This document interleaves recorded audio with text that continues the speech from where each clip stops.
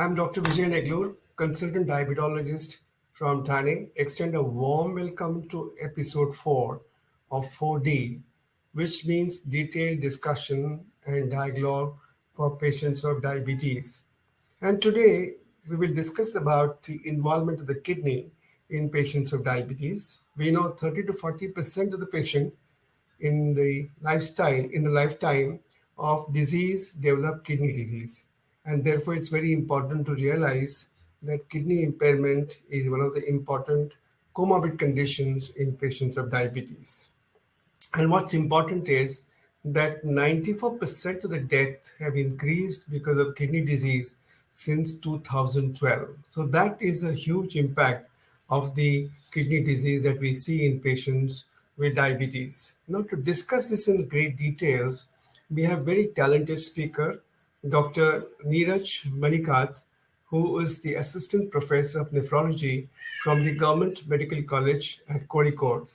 He did his undergraduation and post-graduation education from Government Medical College, Kozhikode, and he has been a principal investigator for many clinical trials, both in India and abroad. With the brief introduction of Dr. Neeraj, may I request Dr. Neeraj to present his deliberation on the diabetic kidney disease in patients of diabetes. Over to you, Dr. Neelkant. Thank you, Dr. Vijay Naglu, for those kind words of introduction. And it's indeed a pleasure to talk with you as a host. Thank you once again. Can we have the slides, please? So the topic would be diabetic and chronic kidney disease. At the onset, I would like to say that people with diabetics don't die due to diabetics usually. They don't die due to high blood sugars, except very rarely in diabetic ketoacidosis or hyperosmolar coma.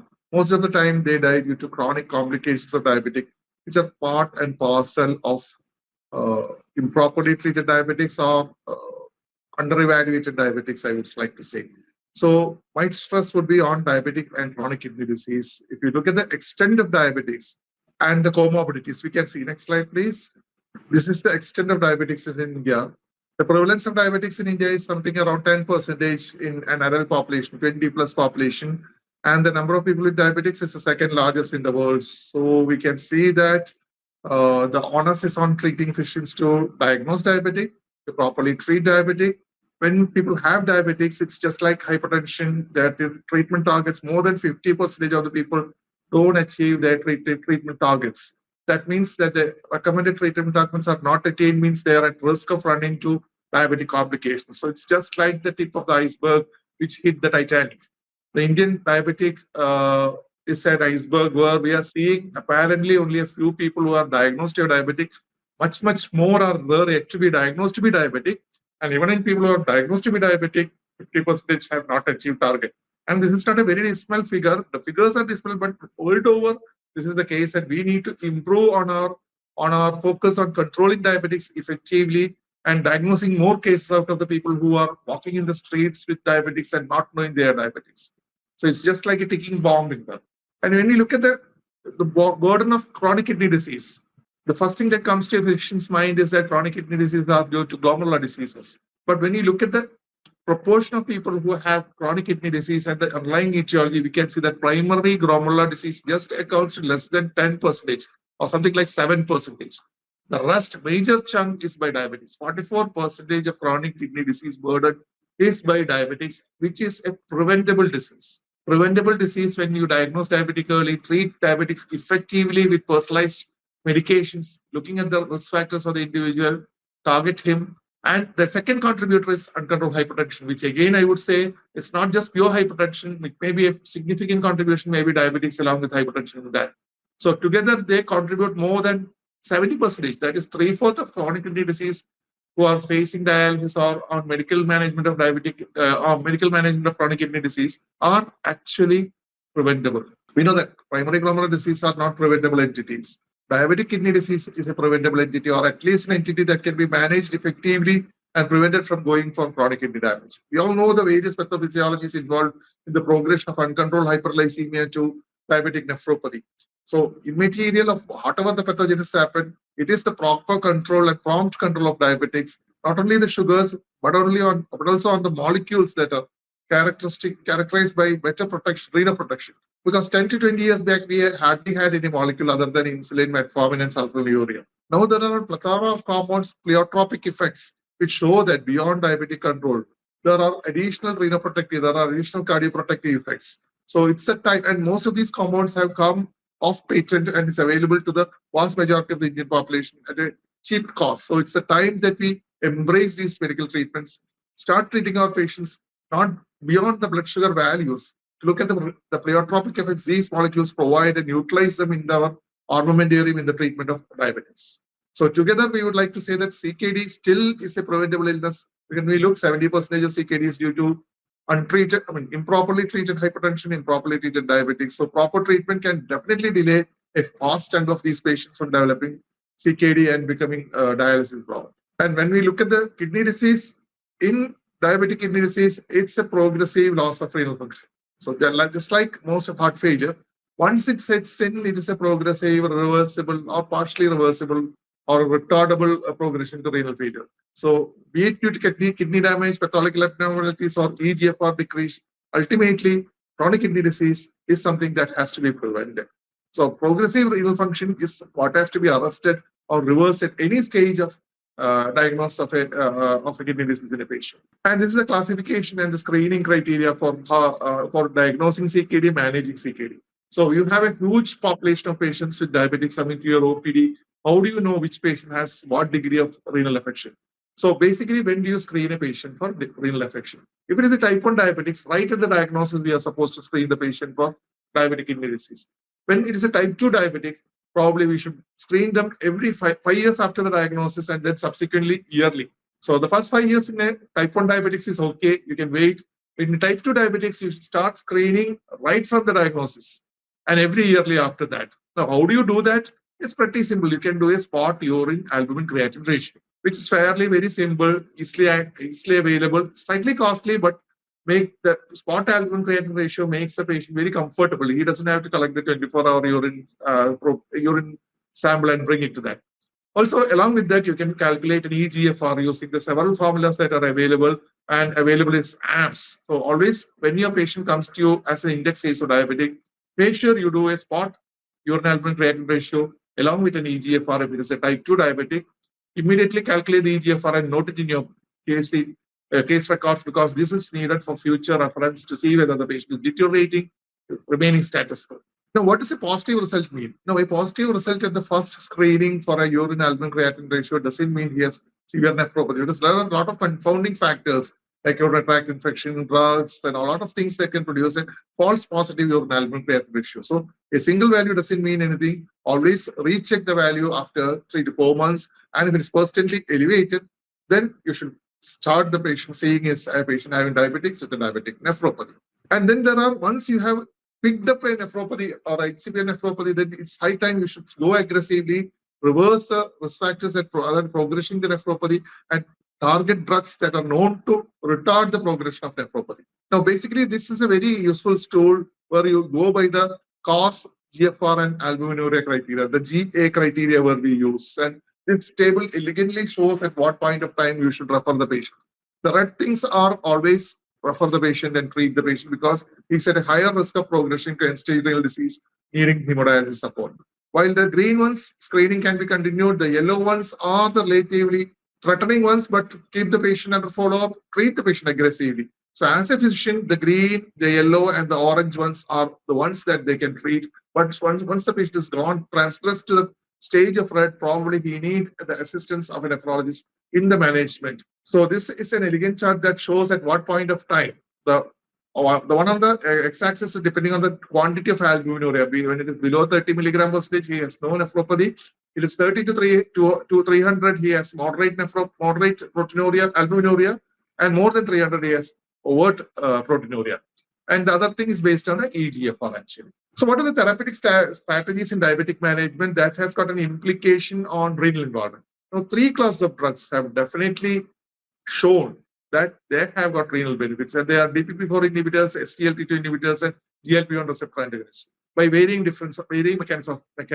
mechanisms, of which DPP4 is the utmost thing that has shown evidence in nephropathy not only diabetic nephropathy, even in non-diabetic nephropathy, they are being increasingly prescribed. So also in cardiovascular disease, non-diabetic, even in non-diabetic heart failure, they are being increasingly good. Sorry, SGLT2 inhibitors. SGLT2 inhibitors like canagliflozin, DAPA, and MBAR increasingly recognized as to be having severe renoprotective effects beyond diabetic. Even in a non-diabetic, now they are being advocated. So obviously, there are benefits in a diabetic with kidney disease. So also if a diabetic is having coronary disease. And DP4 inhibitors like Sicta, Saxa, Lina, and Algo has got certain unique properties that make them good in the management of a patient with diabetic with kidney disease. So does GLP-1 receptor antagonists. We'll come to that briefly. And if combination of these things, now from 2022, there has been increased recognition on personalized treatment of diabetics rather than one treatment for all patients with hyperglycemia. It's not like that. You should individualize the treatment. Some people have got increased risk of renal disease. Some people have got increased risk of cardiovascular disease. Some people are just obese with diabetics. Some people are just lean with diabetics.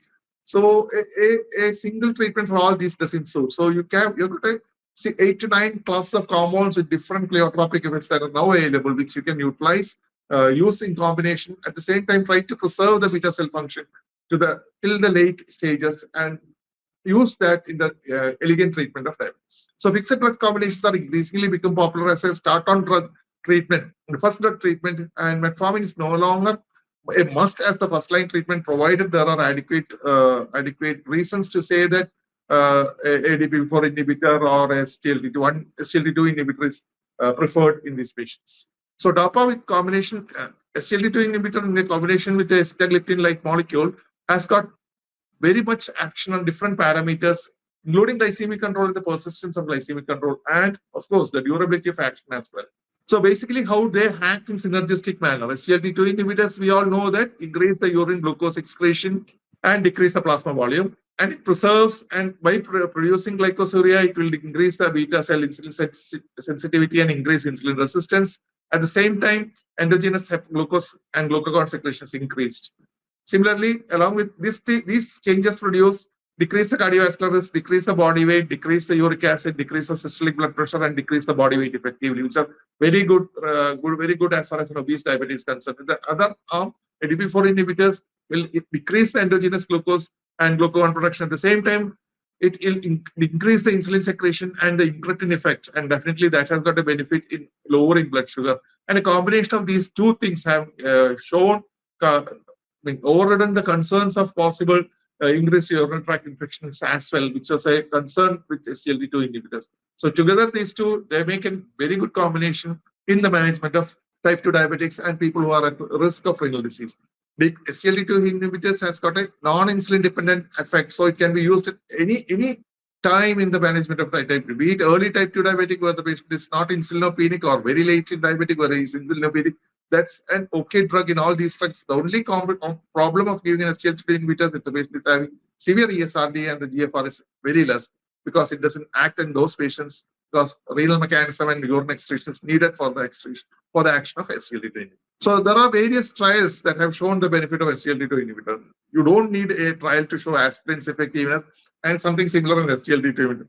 As far as renal endpoints are concerned, all the trials, DAPA CKD, DECLARE, TIMI, DAPA heart failure, they have all shown the elegant benefits of SGLT2 inhibitors, more so in DAPA and also in other SGLT2 inhibitors as well, in preventing the progression of the renal disease, preventing the progression of heart failure, in decreasing mortality. So there are the various mechanisms explain this, and real world data has shown that they are extremely useful. So this slide shows the dose adjustment that are needed and CKD. As I told, SGLT2 inhibitors has got an action via kidney. So in patients having profound renal failure, stage 4 kidney disease, you may have to decrease the dose or stop the dose. And as far as DP4 inhibitors, you have to decrease the dose. So when we look at the GFR, you can see DAPA is standardly given in the dose of 10 milligram per daily. You can give sitagliptin 50 milligram per day if the eGFR is above 60. In patients who are severely decreased eGFR of less than 25, you can probably skip the DAPA, continue with a Sita of a lower dose of 25 milligram per day. So that's the only concern. At what point of time you should not initiate a patient on a DP4 inhibitor and decrease the dose of SGLT2 inhibitor, or at what point of time you should stop or decrease the dose of SGLT2 inhibitors in a patient who is already already receiving treatment with CKD. So altogether, at the end of this thing, I want to say that beyond glycemic sugar, just sugar values and targeting the ADA of less than 110 and less than 140 or 150 post-prandial sugar, we should be having a holistic approach for patients with diabetics. Diet, exercise, lifestyle, quitting smoking, quitting alcohol is a must for all patients with diabetics. Along with that, depending on the patient's comorbidities, you can choose the first line to be a SGLT2 inhibitor if he has a renal involvement or is at high risk of renal involvement. Again, metformin if he has no other contraindication for metformin. And then depending on the associated hypertension, you can choose a RAS inhibitor if he is having severe hypertension. But ultimately, what I want to say is that beyond looking at the sugar values and targeting oral hypoglycemic drugs and sulfonylureas, a balanced approach at looking at the comorbidities and the possibility of this patient developing end organ damage would be highly effective. And always screen the patient for EGFR right from the first presentation by using a urine albumin creatinine ratio and an EGFR formula, which are widely available, and you can use it in your mobile. Just know the height and weight of the patient and age of the patient. You can apply that formula and get a creatinine value, and you can get the EGFR.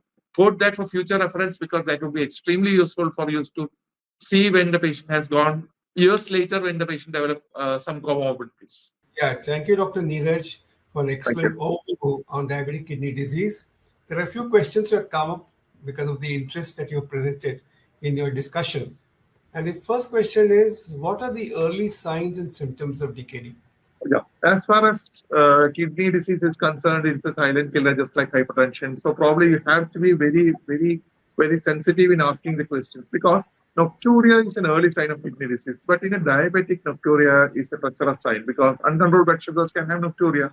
People having lower urinary tract symptoms and benign prostatic hypertension can have nocturia. So whenever a patient says of nocturia or your question of nocturia comes as yes, always ask him about the volume of the urine that is passed. So if he has a reasonably controlled blood sugar and an A1C and he's passing a lot of urine in the night, that is definitely pathological nocturia as far as possible marker of CKD. But when the patient has an uncontrolled blood sugar and he has a polyuria and nocturia is part of that, probably it's not just that sensitive to pick up a kidney disease. Then the third one would be patients having lower urinary tract symptoms like prostatic hyperplasia in the male elderly with a nocturia symptom. Again, they won't have large quantity nocturia. They have increased urinary nocturnal awakenings and nocturia, but the volume won't be so huge. So ultimately, it's the volume and the ratio of the volume that they pass in the day to the night that is important to pick up nocturia. But also other symptoms are equally important. In Kerala, what we find is that early signs of renal failure, most of the people hate to have the smell of boiling rice. They just the kanji being boiled, they feel nauseating at that time. By that time, when we look at the creatinine, they would have a creatinine that's around 2, 3, 4. So depending on the regions, they may have specific things. But what we find usually is that do you find kanji revolting? Yeah, that's probably an early sign that you are developing some form of renal dysfunction. Again, urine albumin creatinine ratio has its own problems because of slightly costly investigation. But again, it's possible to do. Don't rely on urine dipstick test alone to rule out a renal disease because they are treacherously negative in most of the cases. And you do a urine ACR, they may have very high values. Yeah, I think you're right. Most of these patients are asymptomatic for a long period of time. They can come with vague symptoms like fatigue, anorexia, as you mentioned, and swelling of the feet are some of these symptoms that come up. As the patient gets complicated, for example, he gets anorexia further, encephalopathy, will have nausea, vomiting, ageugesia, loss of taste is also important. And of course, these patients can have complications of microvascular like retinopathy and neuropathy, which can coexist with this. Those symptoms can also occur in these patients. And science-wise, of course, you get hypertension, you get edema in these patients, and you have the complication like retinopathy, or you can get proteinuria in these patients. As you mentioned rightly, anybody has persistent proteinuria and decreasing GFR, and with evidence of retinopathy, we diagnose them as a diabetic kidney disease. So well said, well answered. The next question for you, Dr. Neeraj, is that how can the diabetes management help to prevent or slow down the progression of chronic kidney disease? How will you slow it down? What are the methods that you adopt I think the first and foremost, as we all know, is the tight control of diabetics and tight continuous control of diabetics, achieving the A1C targets are the prime importance. So beyond that, we have now certain molecules that are available which are known to preserve the renal function. Like SGLT2 inhibitors are known to preserve or retard the progression of renal failure. So whenever possible, when a patient is having an overt renal failure or an incipient renal failure, we shouldn't hesitate to control his blood sugar tightly. Along with that, to initiate these class of compounds, which have shown multiple studies have shown that they do retard the progression to end-stage renal disease and dialysis dependence. So most of these drugs, SGLT2 inhibitors and DPP4 inhibitors, should be initiated when you have a patient at hand who is having some form of renal involvement, be it uncontrolled hypertension with proteinuria or albuminuria with a diabetic status.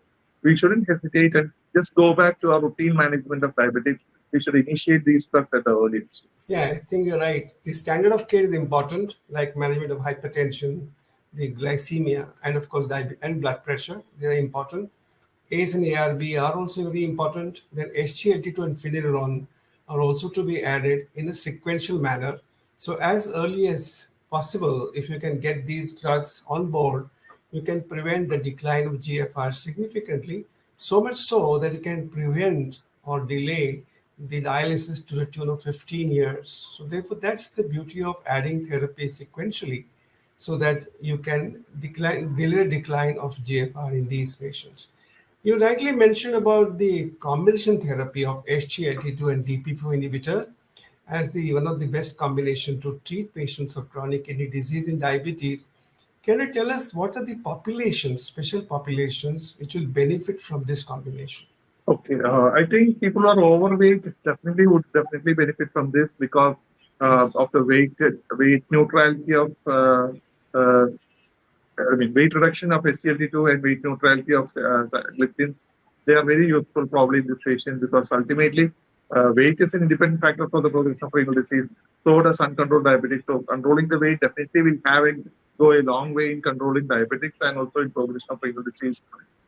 Then probably people who have baseline higher elevated renal parameters, who are having other comorbidities like hypertension, coronary disease, who are at a higher chance of progression to renal failure. Probably comorbidities and the physics of the patient would be what makes me think in terms of prescribing these medications. Yeah, I think those who are intolerant to metformin with the A1C of 8.5% will definitely need this molecule. Concomitant heart failure and established cardiovascular disease, again, you will use this molecule. Prevention of dialysis, at least by 15 years in patients of chronic kidney disease, will be useful. Obesity, as you rightly mentioned, and even non-diabetic kidney disease also. Now this, I mean, the Yeah. only SGLT2 can be used in these patients. That's great. Now you said about the screening of these patients. You mentioned that what are the tests that you will use to screen patients with chronic kidney disease and why it's important to screen these patients? So I think basically, although urine routine examination has its own fraught with some problems, I would still do a urine routine and urine albumin creatinine ratio in all patients with diagnosed type 2 diabetes at the time of diagnosis. And in type 1 diabetes, as I told, after 5 years of diagnosis. This importance is that because a routine examination can pick up glomerulonephritis, which may be a primary glomerulonephritis as well. And urine albumin creatinine ratio is needed to quantify the amount of proteinuria, albuminuria in these patients. So I try to do a urine routine examination which is cheap and easily available. And if I find some sediments caused in that, my doubts will be in terms of a primary glomerular disease.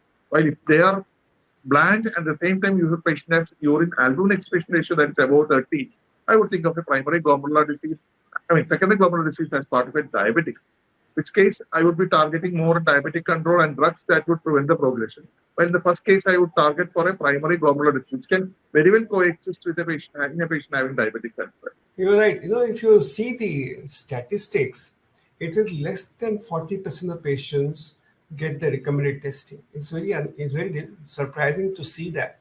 Even the good centers, only less than 40%, 60% of patients are not managed, not screened at all. And therefore, simple as you mentioned, the spot urine test, what's called urine albumin creatinine ratio is important, and it should be done at least for 2 to 3 samples, stretched over 3 to 6 months. You can't jump to conclusion with just one sample. So you need to repeat it again. And of course, you can calculate EGFR with almost all these smartphones. You can just key Yeah. in those parameters and you get the EGFR very easily. But important is to repeat them annually. That's how you can pick them up because large number of patients are asymptomatic or they have vague symptoms, and therefore it is very easy to miss kidney disease, and therefore screening is of paramount importance. Otherwise, the patient will come to an advanced stage where most of the possibilities of giving them treatment are already lost. Okay, we talked so much about the SGLT2 as a molecule, which we've been using for patients with diabetes and even without diabetes. Can you just enumerate what are the renal benefits that we get with the SGLT2 and what are the possible mechanisms that are there which gives so much of benefit to these patients of diabetic kidney disease or even in non-diabetic kidney disease? I think SGLT2 basically change the renal threshold of glucose excretion. So in a diabetic, in an uncontrolled diabetic, the renal threshold is fixed at a higher level. So the moment it is refixed at the normal physiological level, the patient start excreting glucose in the urine, and that amounts to loss of calories. And that loss of calories, along with the osmotic diuresis that it precipitate along with that, the drag of water that it makes help the patient become more insulin sensitive, less insulin resistant, a better control of blood pressure, and of course, loss of calories would entitle him to lose body weight as well. So these are the good effects of SGLT2 inhibitors that we observe. The only problem practically when you start an SGLT2 inhibitor in a type 2 diabetic with a creatinine value slightly high is that there is an initial phase of slight creatinine elevation, which shouldn't produce a panic in you or the patient. It's reassure the patient. That's the mechanism of action of this drug, and that is fairly commonly and well documented, and you will stabilize after some time. So most of the time, when we see people starting on SGLT2 inhibitors, the moment the creatinine goes by a zero point 0.2 or a 0.3, that's immediately stopped and discontinued. But that needn't be done actually. You can always wait for that, and usually that plateaus over a few weeks, and then no longer progression is there, and then the long-term benefits would come to the patient. I think you're right. What you mentioned is a tubuloglobular feedback mechanism, which brings into interaction, and therefore what happens is a constriction of the afferent arteriole, and that reduces the EGFR initially, but that is protecting the nephron because it protects it from a barotrauma, and therefore that is the most important action. Furthermore, it does reduce the indulging in natriuresis, therefore it brings down the blood pressure. It also reduces a lot of inflammatory markers, especially NF-kappa B, and that also reduces inflammation. We know that the inflammation is a major driver for the renal impairment in patients of kidney disease. And all these inflammatory markers like NF-kappa B, interleukin 6, and the macrophage attraction into the tubules are all prevented in patients with kidney disease, and therefore they get the benefit. And finally, the super fuel theory that you know of is the beta hydroxybutyric acid, which becomes a super fuel. It's as good as glucose because if you give one atom of oxygen, gives you roughly about 3 ATPs with the beta hydroxybutyric, and it is much better than free fatty acid, which is a dirty fuel. And therefore, this is again a very important aspect in preventing the damage to the kidney. And of course, we talk about the NLRP3, the Nodlag receptor 3, which is also an inflammasome, so reduction of inflammation is important. And of course, the hydroxyl carboxylic acid receptor activation is also important to bring about deacetylation, histone deacetylation, which also reduces inflammation and lipolysis. And therefore, these are all the various facets of the drug which brings so much of benefit to the patients of kidney disease with diabetes. And therefore, the earlier you use this molecule, it is better to these patients and not to wait too long. As you mentioned rightly in your talk, you did mention, you did emphasize this, that the early use of SGLT2 and of course DPP4 combination will definitely take patients to a long way and has a good healthy life, and patient will bless you for having treated properly.